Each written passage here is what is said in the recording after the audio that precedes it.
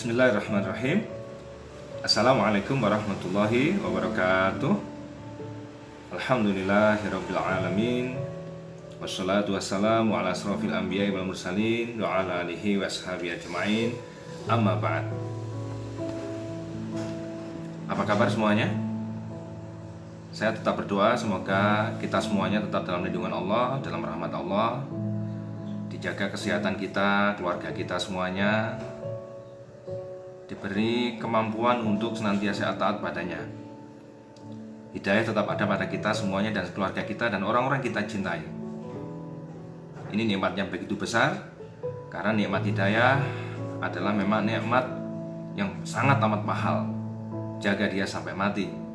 Kesetiaan kita kepada Allah, bertuhankan Allah yang satu, bernabikan Rasulullah Muhammad SAW, dan berislam menjadi acuan kehidupan sehari-hari adalah harga mati. Sebagaimana NKRI harga mati, kita pegang peluk sampai akhir hayat kita nanti. Semoga Allah beri kekuatan. Hari ini hari yang ke-9 di bulan suci Ramadan. Semoga Ramadannya tetap lancar, dimudahkan sama Allah, dan semoga gejala-gejala takwa, ciri-ciri orang bertakwa sudah mulai ada pada kehidupan kita sehari-hari ya. Sehingga nanti pada akhirnya sesuai dengan berkali-kali kita sampaikan, tujuan akhir dari puasa itu sendiri adalah menjadikan kita orang bertakwa. Dan itulah saat yang paling membahagiakan dalam hidup kita, bertakwa, menjalankan perintah Allah dan menjauhi larangan Allah. Mohon maaf, banyak suara lewat kan di jalan. Hari ini kita melanjutkan cerita cinta orang-orang mulia. Sudah sering banyak kita bahas ya terkait dengan masalah ini. Mungkin di beberapa channel, di beberapa link, di beberapa pengajian kita juga sering mendengar cerita-cerita ini. Yang mungkin boleh saya harus akui, yang membedakan adalah segala apa adanya yang saya punya. Itu yang membedakan. Ya suatu saat kita akan coba terus berbenah ya, karena berbenah itu bagian dari pahala besar dari Allah. Yang nanti videonya kayak Ustadz Hanan, bagus ya. Tapi biarlah darwis apa adanya dulu, apa yang ada kita tetap akan memulainya. Hari ini teman-teman, mudah-mudahan masih ingat kisah cinta antara Abu Darda dan Ummu Darda, begitu sebutannya. Yang terkenal di kitab dan hadis, memang julukannya beliau adalah Abu Darda dan Ummu Darda. Mengingatkan ulang saja, Abu Darda ini sahabat karib Salman Al-Farisi, yang kemarin kita ceritakan bagaimana Salman Al-Farisi yang mencoba untuk melamar seorang gadis ternyata lebih memilih Abu Darda, dan Abu Darda menikah dengan gadis yang sempat diingini oleh Salman Al-Farisi. Menikah dengan Abu Darda, dan gadis itu, istrinya itu disebut sebagai Ummu Darda. Sebagaimana yang teman-teman pahami, Abu Darda ini hidup dalam penuh kesederhanaan, kezuhudan, dan Masya Allah ketakutannya pada Allah luar biasa. Sampai-sampai beliau pernah berhenti berjualan hanya dengan satu tujuan, berjualan ini membuat aku jauh dari masjid, katanya. Masya Allah, seandainya nanti tempat dagangku ini harus satu pintu dengan masjid. Sampai-sampai segitunya ya. Ya, ini tentu saja substansi yang ingin digambarkan oleh Abu Darda itu adalah rasa cintanya pada Allah yang begitu sangat mendalam. Sampai-sampai suatu saat istrinya Ummu Darda pun pernah mengatakan kalau suaminya kalau malam full untuk menghadap Allah SWT, kalau siangnya untuk berjihad, untuk urusan dakwah, sehingga tidak sempat membuat ketika Ummu Darda ditanya kenapa berpakaian apa adanya, istilahnya begitu ya. Karena memang Ummu Darda sangat mencintai Tuhannya, sehingga beliau hidupnya untuk Tuhannya. Teman-teman yang saya muliakan, apa yang kita sampaikan dalam konteks kali ini, kita ingin mengatakan kalau seorang suami dan istri dalam keluarga yang sudah melandaskan semuanya untuk Allah, tampaknya aneh di mata orang lain. Mungkin, tapi tentu saja tidak ketika itu dilakukan, dialami oleh mereka yang dalam kondisi mencintai karena Allah. Apa yang kita sampaikan di Abu Darda dan Ummu Darda, suatu saat Abu Darda ketika mau meninggal dunia, ada yang mengatakan beliau meninggal dunia 2 tahun sebelum peristiwa terbunuhnya Khalifah Utsman bin Affan. Dan ini riwayat yang paling kuat, beliau memang hidup dan meninggal di zaman Khalifah Utsman bin Affan. Jadi beliau tidak sempat menyaksikan terbunuhnya sang khalifah ketiga dalam Islam, Utsman bin Affan. Suatu saat kisah cintanya Utsman bin Affan juga kita akan ungkap. Jadi terus ya di sampai lupa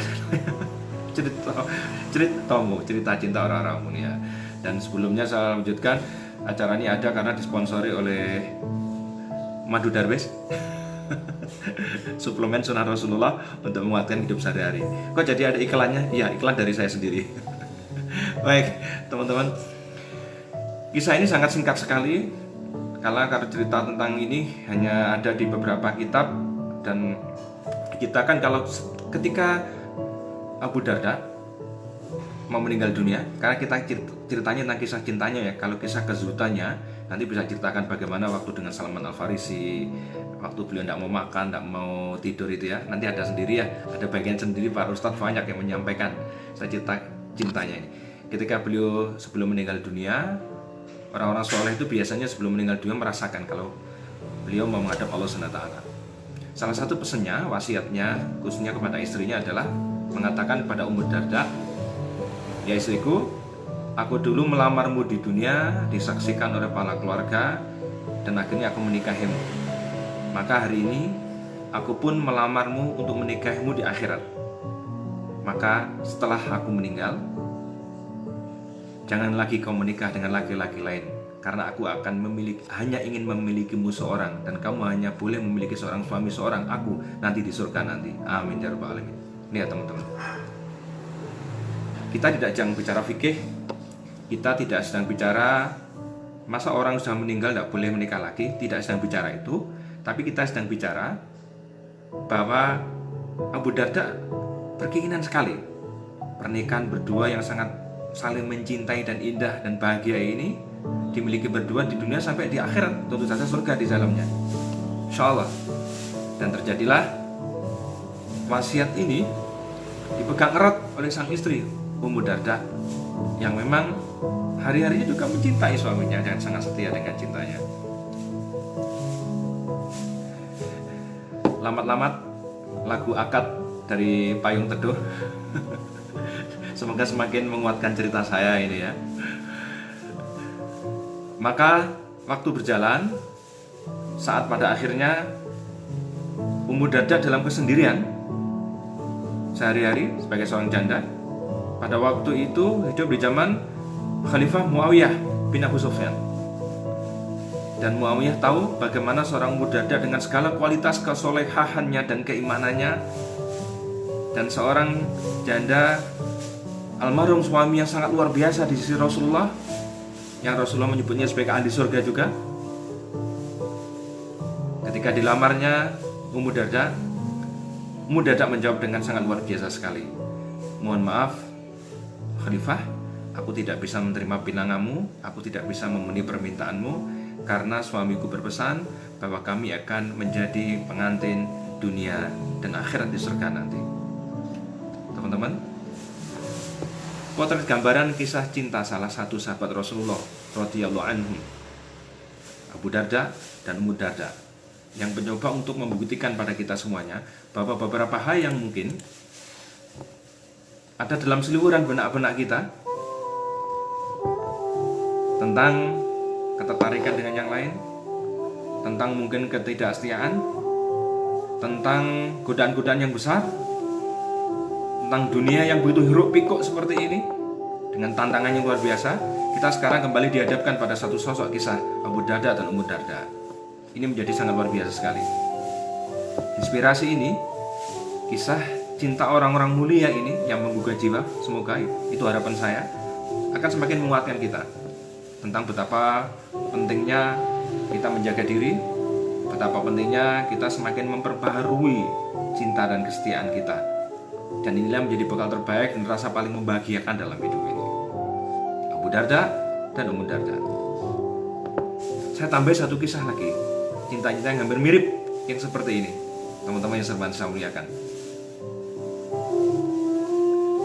Kisah ini terjadi, ada yang mengatakan memang pada zaman juga Gubernur Marwan bin Abdul Malik sebagai gubernur di Madinah.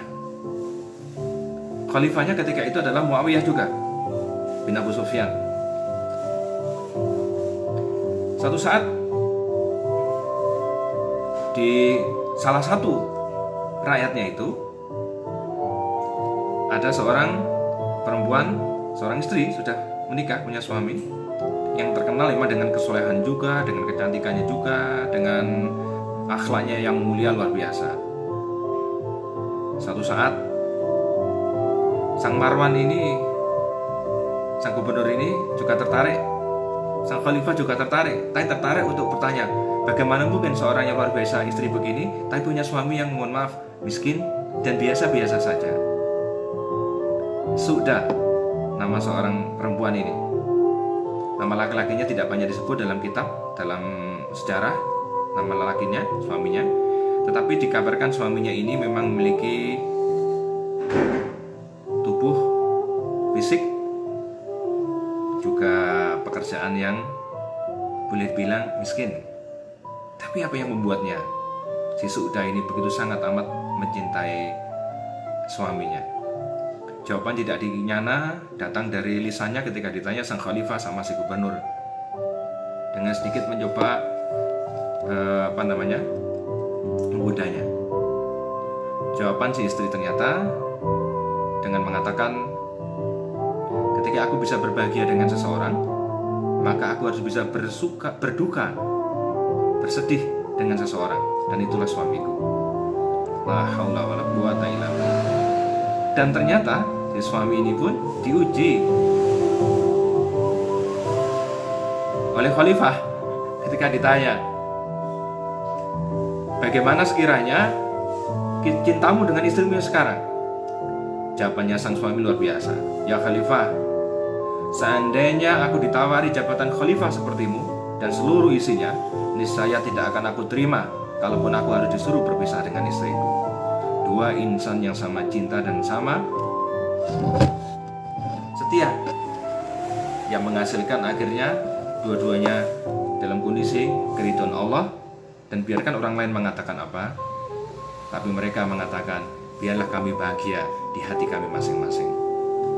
Teman-teman semuanya, sahabat Cerit Tomu, itu beberapa kisah-kisah pendek yang mudah-mudahan bisa sedikit menginspirasi kehidupan kita semuanya di tengah tantangan, godaan, gangguan di akhir zaman yang sangat luar biasa. Kita berdoa pada Allah. Ini masih bulan Ramadan, ini hari ke-9, ini masih dalam kondisi siang hari. Doa yang tidak ditolak sama Allah SWT. Waktu sahur, sepanjang puasa sampai maghrib, pada waktu berbuka itu sendiri, apalagi ditambah antara azan dan iqamat, hari Jumat, duduk antara dua khutbah, misalkan kalau pas sholat Jumat, seperti ke malam yang pasti sahur itu ya, semuanya dimakbul sama Allah. Mari kita berdoa. Salah satunya adalah semoga keluarga kita menjadi keluarga yang sakinah, mawaddah warahmah.